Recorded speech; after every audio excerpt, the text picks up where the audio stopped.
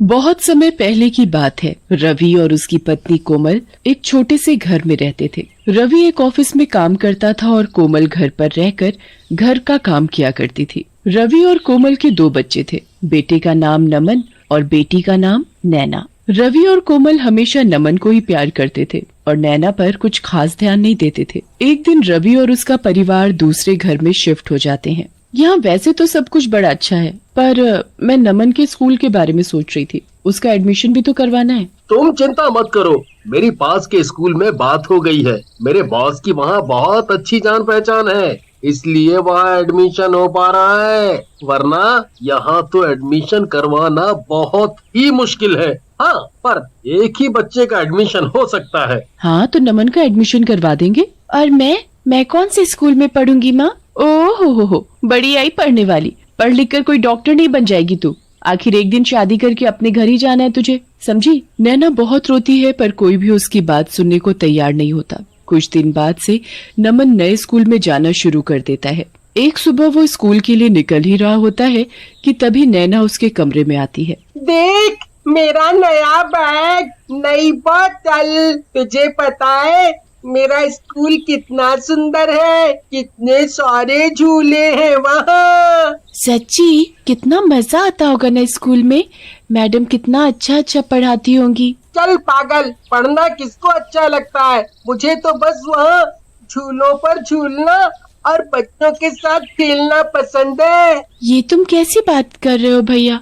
पता है पापा कितनी मुश्किल से तुम्हारी पढ़ाई का खर्चा उठा रहे हैं और तुम ऐसी बातें कर रहे हो। मैं तुझे जो बोल रहा हूँ तू बस अपने तक रखना, समझी? वरना मम्मी से तेरी शिकायत कर दूंगा और तुझे तो पता ही है फिर मम्मी तेरा क्या हाल करेगी। तभी वहाँ कोमल आ जाती है। कितनी देर हो गई नमन? चलो जल्दी स्कूल जाओ वरना बस निकल जाएगी। नमन स्कूल के लिए निकल जाता है। नैना पूरा दिन अपनी माँ के साथ घर के कामों में ही हाथ बटाती रहती है। उसे स्कूल न जाने का बड़ा ही दुख होता था, पर वो कुछ भी नहीं कर सकती थी। एक रात नैना को नींद नहीं आ रही होती, तो वो खिड़की पर जाकर खड़ी हो जाती है और बाहर की ठंडी हवा ले रही होती है। नैना खड़ी खड़ी स्कूल के बारे में सोच ही रही होती है कि तभी उसे आवाज आती है। B-A-T bat, C-A-T cat. अरे, ये इतनी रात में बच्चों के पढ़ने की आवाज कहाँ से आ रही है? नैना और ध्यान से लगाकर सुनने की कोशिश करती है, तो इस बार फिर से उसे आवाज आती है। चलो बच्चों, अब अपनी हिंदी की कॉपी निकालो। मैं आज तुम सबको एक कहानी सुनाऊंगी। अरे, ये तो किसी टीचर की आवाज है जो बच्चों को पढ़ा रही है।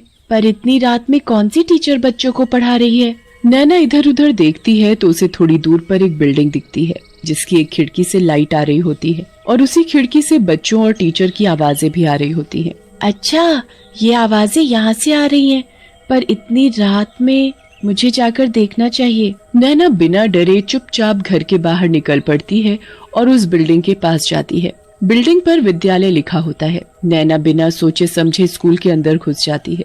अंदर एक अजीब शक्ल की औरत रिसेप्शन पर बैठी होती है। तुम्हारी क्लास कब से शुरू हो गई है? चलो जल्दी जाओ और कल से लेट मत आना। मेरी क्लास? पर मैं तो यहाँ पहली बार आई हूँ। कोई नहीं, चलकर देख ही लेती हो। नैना ऊपर जाती है तो वहाँ एक मैडम हाथ में फाइल लेकर घूम रही होती है। चलो जल्दी जाओ क्लास में, वरना मैम बहुत गुस्सा करेंगी। पर मैं तो बातें बाद में करना, चलो भी क्लास में जाओ। नैना को कुछ समझ नहीं आ रहा होता कि आखिर उसके साथ ये क्या हो रहा है। वो पहली बार स्कूल में आई है और सब लोग उसके साथ ऐसा व्यवहार कर रहे हैं जैसे वो उसी स्कूल की बच्ची है। नैना क्लास में घुसती है तो उसकी आंखें फटी की फटी रह जाती हैं।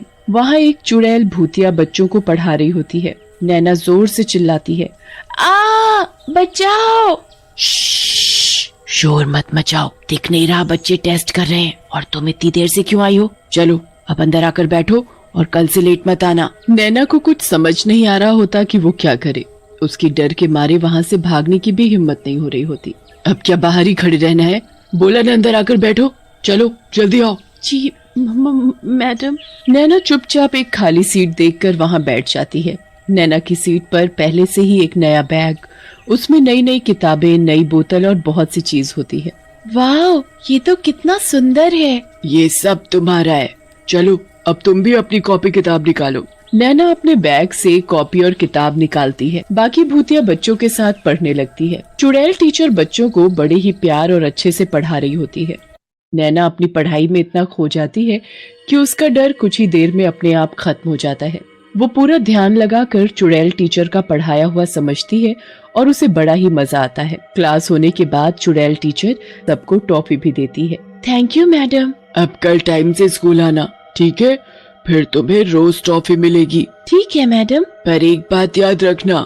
क्या बात मैडम? यही कि किसी को भी इस स्कूल के बारे में नहीं बताना, वरना कोई तुम्हें यहाँ दोबारा नहीं आने देगा। मैं किसी को नहीं बताऊंगी। नैना के स्कूल की छुट्टी रात के 3:45 पर हो जाती है और फिर वो अपने घर आकर चुपचाप सो जाती है। नैना अगले दिन उठती है पर किसी को भी रात की बात के बारे में कुछ नहीं बताती, क्योंकि उसे डर होता है कि उसके स्कूल के बारे में जानने के बाद उसके माँ बाप उसे दोबारा वहाँ नहीं जाने देंगे। नैना इसी डर से रात के स्कूल वाली बात किसी को भी नहीं बताती। नैना को तो बस पढ़ने का इतना शौक होता है कि उसे कोई फर्क ही नहीं पड़ता कि उसे आधी रात में एक भूतिया स्कूल में जाना पड़ रहा है और वहाँ पढ़ने और पढ़ाने वाले सब भूत चुड़ैल हैं। नैना रात के 12 बजने का इंतजार करती है। जैसे ही 12 बजते हैं वो दोबारा उसी भूतिया स्कूल में पढ़ने जाती है और खूब मन लगाकर पढ़ती है। कितना अच्छा लग रहा है यहाँ, कितना सब सीखने को मिल रहा है। सच में मुझे भी पढ़ने का बहुत शौक है। पर तुम सब भूत कैसे बन गए? ये टीचर भी। एक दिन इस स्कूल में आग लग गई थी और बहुत से बच्चे और टीचर उसमें जलकर मर गए। इस स्कूल का मालिक भी उसी में जलकर मर गया। उस दिन से ये स्कूल बंद है, पर हम लोग आज भी अपनी मैडम से पढ़ते हैं। नैना रोज रात को उस स्कूल में जाती और सभी भूतिया बच्चों के साथ क्लास में बैठकर पढ़ाई करती। कभी कोई चुड़ैल उन्हें पढ़ाती तो कभी कोई चुड़ैल, पर सभी चुड़ैल टीचर बड़ी ही अच्छी होती हैं और वो सब बच्चों को खूब प्यार करती हैं। नैना को उस स्कूल में पढ़ते पढ़ते काफी साल हो जाते हैं और उसकी पढ़ाई पूरी हो जाती है। कभी किसी को नैना के स्कूल के बारे में कुछ पता नहीं चलता। नैना और नमन काफी बड़े हो जाते हैं। नमन इतने अच्छे स्कूल में पढ़ने के बावजूद भी नालायक होता है और नैना बहुत ही होशियार हो चुकी होती है। एक दिन कोमल और रवि नमन पर चिल्ला रहे होते हैं। मैंने अपना सब कुछ तेरी पढ़ाई पर लगा दिया, पर तूने सब बर्बाद कर दिया। जब देखो फेल फेल फेल। अब तो हद हो गई है। मेरे पास अब एक पैसा नहीं बचा जो मैं तेरी पढ़ाई पर लगा सकूं, समझा? आपने मेरे ऊपर पैसे लगाए हैं तो कुछ एहसान नहीं किया है, और मैंने तो अपनी तरफ से पढ़ाई की है ना। अब मैं फेल हो गया तो हो गया, इसमें इतना क्या गुस्सा हो रहे हो? हे भगवान, इस लड़के को तो जरा भी शर्म नहीं रही। नमन पढ़ने में कभी ध्यान नहीं देता और ऊपर से वो दिन पर दिन बहुत ही बदतमीज होता जा रहा था। धीरे धीरे उसने घर से पैसे तक चुराने शुरू कर दिए थे। एक दिन जब रवि और उसका परिवार रवि के बॉस के घर एक पार्टी में जाते हैं तो नमन वहाँ भी चोरी करने लगता है और नमन का बॉस उसे रंगे हाथों पकड़ लेता है। ये वही है ना जिसका मैंने एडमिशन करवाया था। देखो तो आज मेरे ही घर में चोरी कर रहा है। रवि, तुम्हें कल से ऑफिस आने की कोई जरूरत नहीं है, समझे? सर, मेरी क्या गलती है? मैं चोर के बाप को नौकरी पर नहीं रख सकता, अंडरस्टूड? नमन की हरकत की वजह से रवि की नौकरी चली जाती है। कुछ ही समय में वो लोग सड़क पर आ जाते हैं। उनके घर में खाने को एक दाना भी नहीं होता। नैना को ये सब देखकर बहुत दुख होता है। वो आस पड़ोस के बच्चों को पढ़ाने लगती है और घर का खर्चा चलाने लगती है। जब ये बात रवि और कोमल को पता लगती है कि उनकी बेटी नैना बच्चों को पढ़ाती है तो वो बड़े हैरान होते हैं। नैना तो कभी स्कूल ही नहीं गई, तो फिर वो दूसरे बच्चों को कैसे पढ़ा सकती है? यही बात सोच सोच कर तो मैं भी परेशान हूँ। एक दिन रवि और कोमल नैना से ये बात पूछते हैं, पर वो बताने से हिचकिचाती है कि उसने इतनी पढ़ाई आखिर कहाँ से की। कोमल नैना के पीछे ही पड़ जाती है और नैना को सब सच बताना पड़ता है। नैना की बात सुनकर रवि और कोमल दंग रह जाते हैं। तुम पढ़ने के लिए आधी रात में भूतों के स्कूल में पढ़ती थी। ये सब हमारी गलती है। हमने कभी तुम्हारी पढ़ाई को अहमियत नहीं दी, जबकि तुम्हारे अंदर पढ़ने की कितनी लगन थी। हमने उस लड़के पर सारे पैसे लगा दिए, इसने हमारी इज्जत तक मिट्टी में मिला दी। हमें माफ कर देना बेटी। रवि और कोमल को अपनी गलती का एहसास होता है। नैना